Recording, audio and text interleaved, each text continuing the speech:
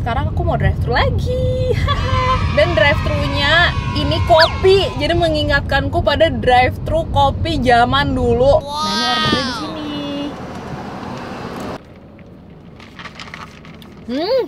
Enak ini.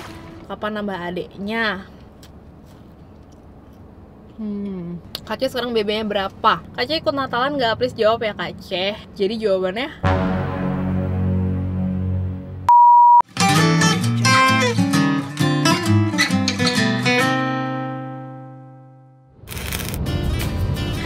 welcome back to my channel, balik lagi di channel Selice. Dan kali ini aku happy karena akhirnya dari sekian lama aku tidak membuat konten drive-thru. Sekarang aku mau drive-thru lagi.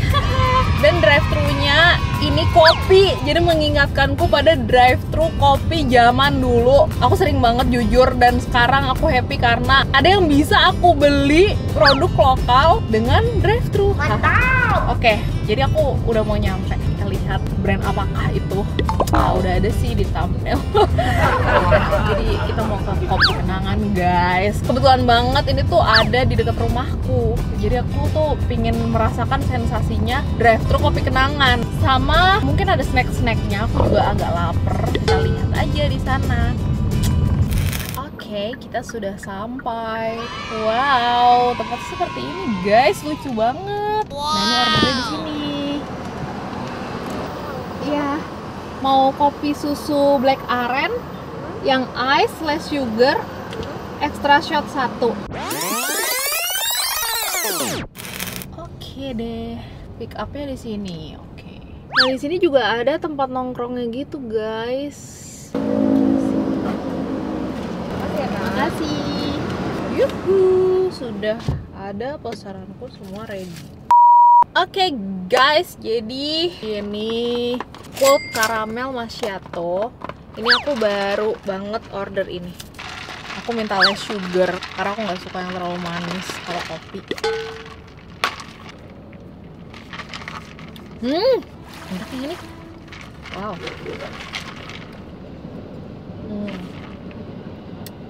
Jadi suara kereta karena ini tuh letaknya di Lenteng Agung. Jadi depannya tuh ada rel kereta. Nah, terus aku suka banget cookiesnya Kopi Kenangan. Kalau kalian belum nonton, aku kayak battlein semua cookiesnya gitu. Kalian bisa tonton di video aku di sini. Nih, ini salah satu yang aku suka yaitu red velvet. Mau yang udah lainnya. Kalian lihat deh.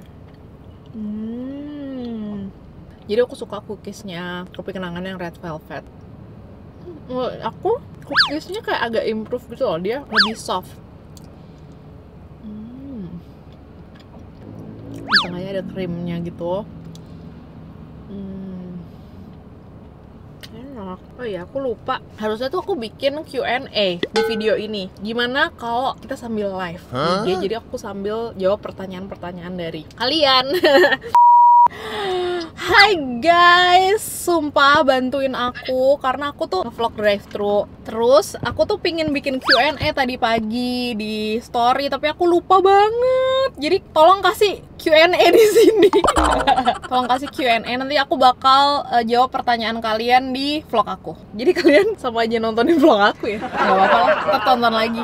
A few moments later. Oke guys, jadi live-nya udah selesai dan aku udah capturein pertanyaan kalian. Nah, jadi sambil kita chill, sambil kita makan kromboloni. Nah, jadi aku pesen kromboloni Kopi Kenangan. Wanginya strawberry banget, terus bentuknya love lucu. Ini kan ini udah agak dingin, jadi ada kriuk. Penasaran isinya ya? Oh, ada tuh. Wow. Pink banget isinya.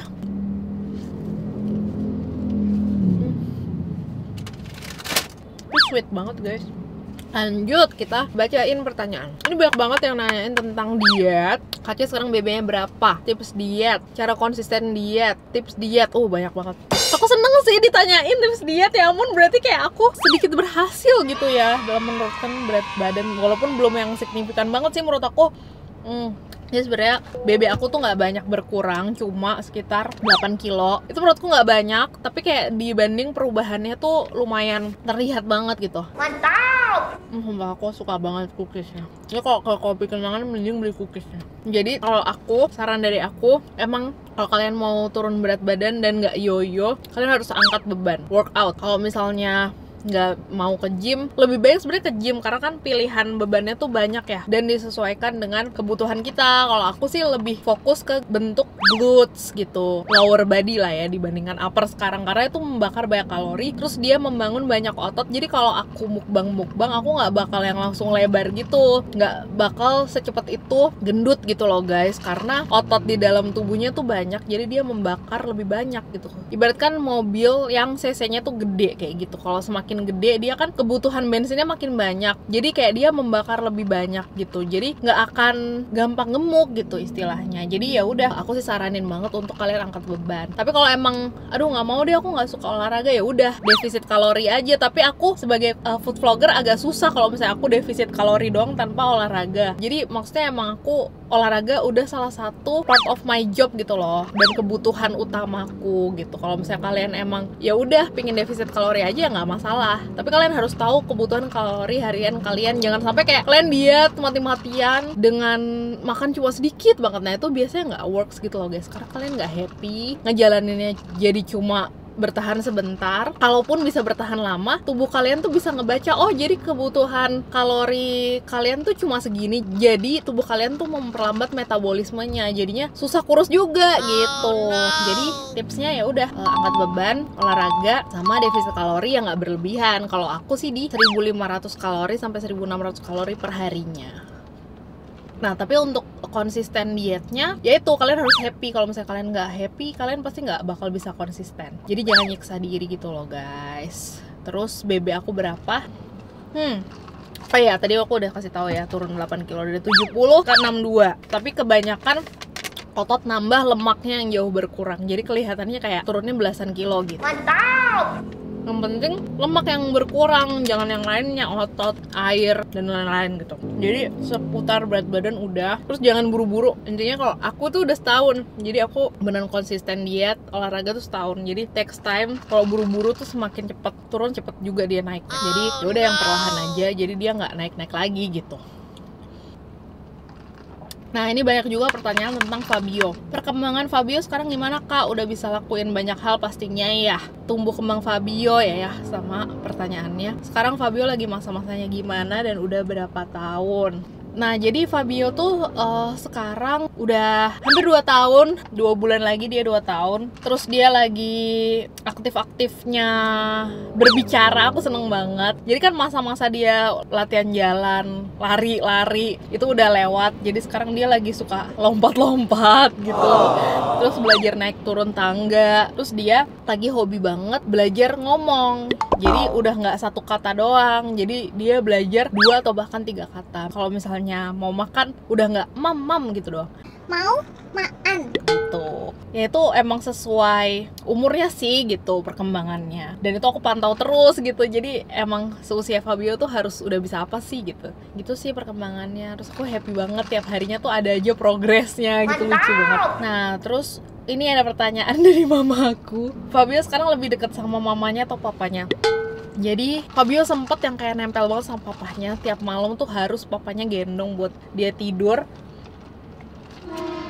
Tapi sekarang bener-bener lagi nempel banget sama aku, sama mamanya. Jadi kayak aku tuh orang pertama yang bikin dia nyaman, dia cari gitu. Gemes banget sumpah, aku baru ngerasain ya, oh gini ya rasanya punya anak, apalagi anak cowok gitu kan. Nah masalahnya aku kan masih nenenin dia ya, masih asik gitu. Jadi aku tuh kayak masih aduh, sanggup gak ya aku melepas Fabio untuk gak nenen lagi, karena kan bentar lagi 2 tahun dan aku harus nyapi. Aku pun belum siap gitu loh guys, karena aku menikmati dimanja-manjain anak segala macam. Please kalian share yang udah punya anak dan menyusui, kalian tuh bener-bener strict nyapih tuh di 2 tahun atau gimana? Atau kalian yang masih kecil dan ingat dulu kalian nenek sama mama kalian sampai umur berapa?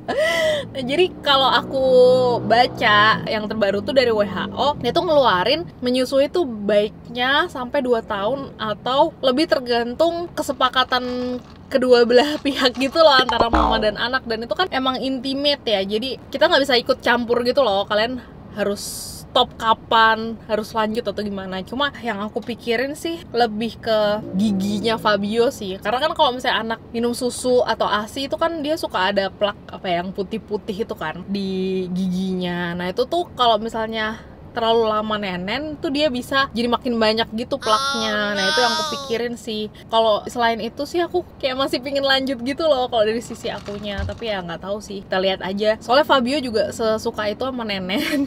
Ya mungkin nyaman gitu ya, cari kehangatan dari mamahnya, terus dipeluk, bonding gitu, dia nyaman gitu loh. Jadi dia kayak masih belum rela juga, ya namanya anak ya pasti milihnya nggak mau udahan kan. Tapi galau guys gitu. Jadi ya itu yang bikin dia nempel banget sama aku, dan aku harus ngikutin jadwalnya Fabio banget. Jadi ya nggak bisa yang ninggalin dia malam-malam gitu, karena ya Fabio harus ditemenin aku gitu. Mungkin kalau nyapih bisa lebih mandiri ya.